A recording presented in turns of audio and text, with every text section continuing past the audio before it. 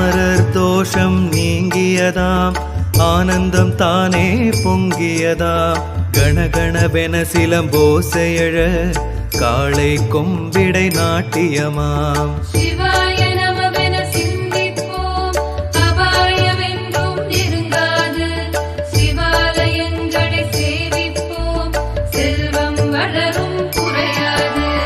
சந்தியா காலத்தின் ஆரம்பம், சம்ஹார நேரம் தொடங்கி எழும்.